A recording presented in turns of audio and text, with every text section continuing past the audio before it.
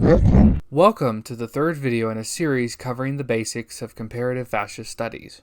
Here we will explore Roger Griffin's concept of para-fascism and how those belonging within this categorization weren't fascists, but merely fascistized.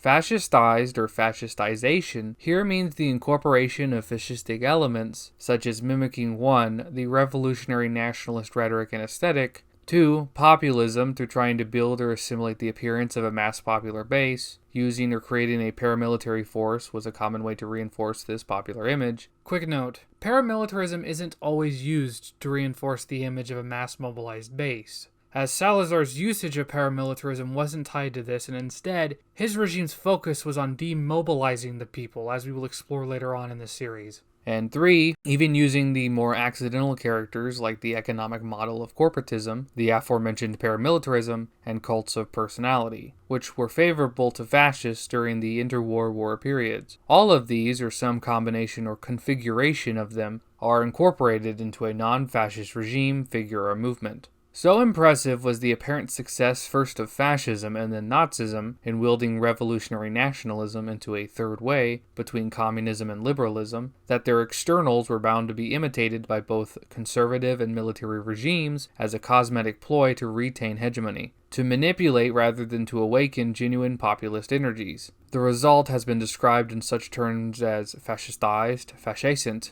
pseudo-fascist, proto-fascist, or semi-fascist.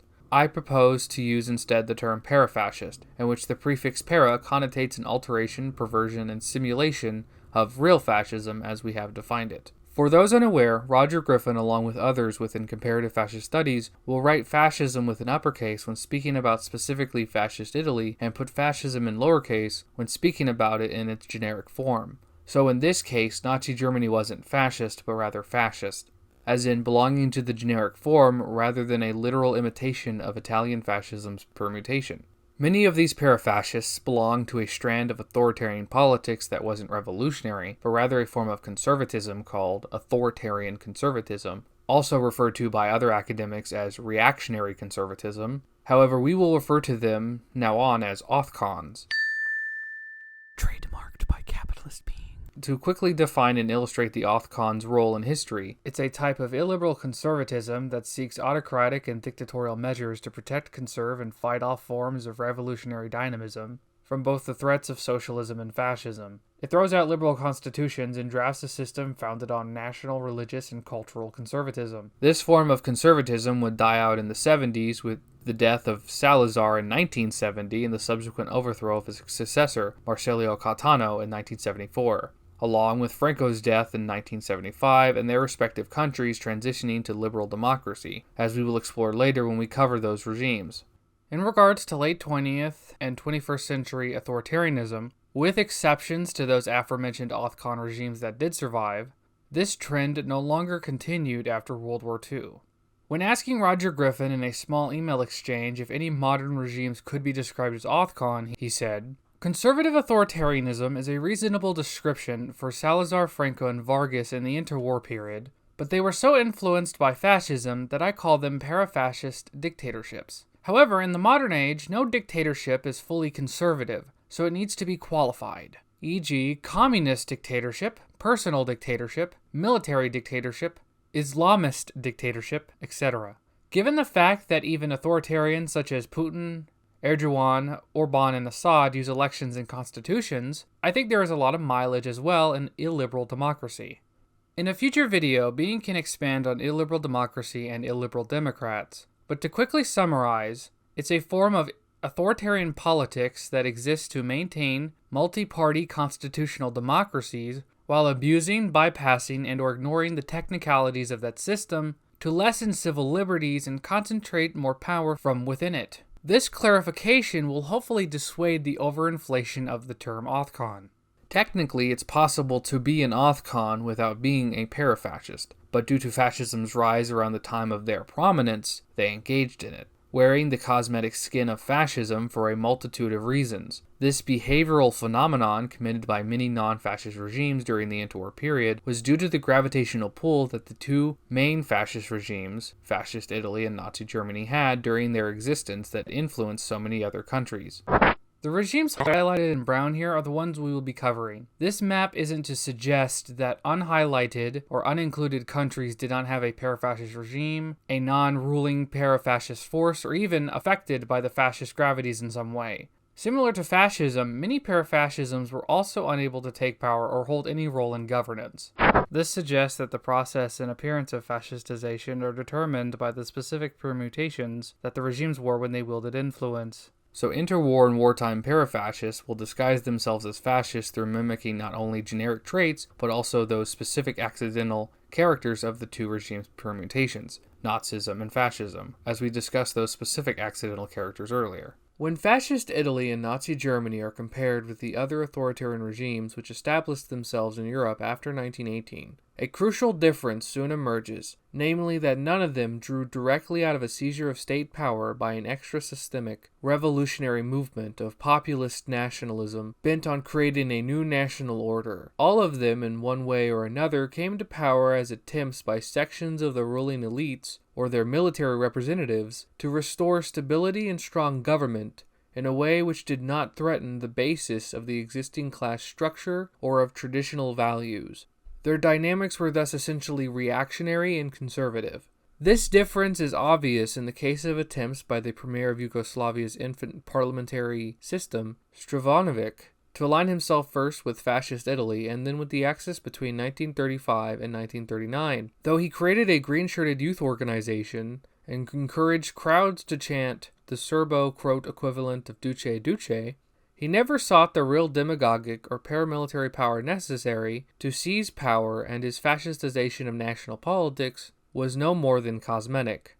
The same applies to the more genuinely authoritarian regimes presided over by Pilsudski of Poland 1926-35, or King Boris of Bulgaria between 1935 and 1943, neither of whom attempted to rationalize their suspension of political liberalism in revolutionary terms or present their dictatorial powers as the incarnation of the general will. The situation is more complex, however, in the case of a number of counter-revolutionary regimes, that is, not just anti-communist but anti-fascist, which masqueraded as revolutionary, that is, pro-fascist ones. Now that the last ancient regime had been swept away, the ideology of legitimist or restorationist conservatism was bankrupt. And since the age of mass politics had spread to all parts of Europe, most authoritarian leaders felt the need for a facade of popular legitimation. The common reasons for undergoing fascistization were to 1. Co-opt the influence of fascism, appeal to its popularity but divert it away from genuine fascism towards non-fascist authoritarianism. 2. Collaborational, incorporating fascistic elements as a part of seeking collaborative efforts with fascist regimes abroad to appear favorable to them. However, indigenous fascism was suppressed. For example, Vargas's suppression of the Brazilian integralists, Salazar's suppression of the Portuguese national syndicates, and so on, as we will come to see later on in the series. 3. Experimental, the incorporation of fascistic elements as part of a transformation to bring a regime into the modern era. From the perspective of many of these regimes, fascistizing was a part of modernizing, as the success of Mussolini and Hitler convinced them that they were going to be the future. It's important to note that para-fascism as a method used by regimes was very much situational. With the end of the fascist era in 1945, the remaining para-fascists shedded off their fascistic elements to survive the post-war era's mass stigmatization of fascism. Thus, para-fascism is a specific phenomenon that happens as a survival and/or experimental approach in the presence of a fascistic gravitational pull. Since the source of this gravity was fascist Italy and Nazi Germany, their specific permutations of fascism were mimicked when other regimes underwent fascistization. Once this is removed, you'll notice the defascistization and even dismantlement of such regimes that were pulled in during the fascist era. This video will cover multiple regimes throughout the era of fascism that engaged in para-fascism through multiple dynamic relationships and a few specific interplays, many of which overlap with each other. To mention were autonomous para-fascists, para-fascist regimes that managed to take power autonomously without direct control from a fascist state and managed to hold on to power for some time. But due to the presence of fascist pressures, they underwent fascistization. These include the federal state of Austria under Engelbert Dollfuss and Kurt Schuschnigg, the Estado Novo, new state in Portugal under Antonio de Oliveira Salazar, the Spanish state under Francisco Franco, the Kingdom of Greece under Ioannis Metaxas. The Kingdom of Hungary under Miklos Horthy, the Estado Novo in the United States of Brazil under Getúlio Vargas, and the Empire of Japan under Hirohito. Next is the position of controlled parafascism, regimes that were parafascist but controlled by a fascist regime. These include the parafascist puppet and client states of Vichy France and the Slovak Republic, as these indicate a dynamic of parafascism from the standpoint of fascist control. When a fascist regime, like Nazi Germany, came across varieties of indigenous fascism that were unfavorable and uncooperative to their control, they would suppress them. As Hitler's Nazism strived for ideological control over all other fascisms it came across. This meant one of two things. If an indigenous fascist movement did exist in a country, the Nazis took over, it would be placed in the power of that state if it were favorable to the Nazis. The Arrow Cross in Hungary is an example. However, if the indigenous fascist movement in said occupied country was unfavorable, they would be dismantled, and put in control of the state would be conservatives that underwent fascistization. For example, in Vichy France, while a puppet of Nazi Germany, the elites running the state were themselves conservative but draped in fascistic elements. And the last particular dynamic to mention here is the para-fascist coalition, the alliance of an autonomous para-fascist regime with a fascist force which might even be given some power within the regime.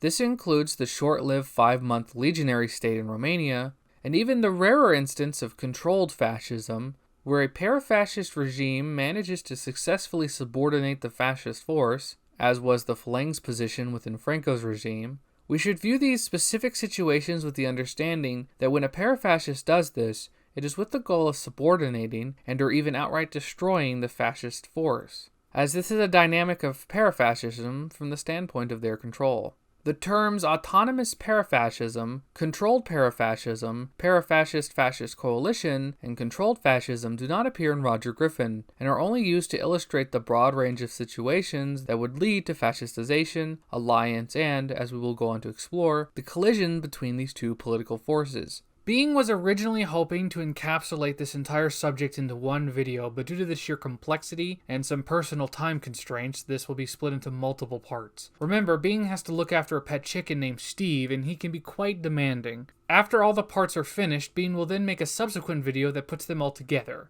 This way, Being can have more content spread out, work on other projects as well, and by the end of everything, have one giant video. And before we end this first part, Being would like to shout out Eric, someone who has helped to write the entire script, and he hopes to do his own channel, which will be linked below when that comes. So thanks again for watching, and it shouldn't take too long, hopefully, for the second part to come out. Thank you. Continued in part 2.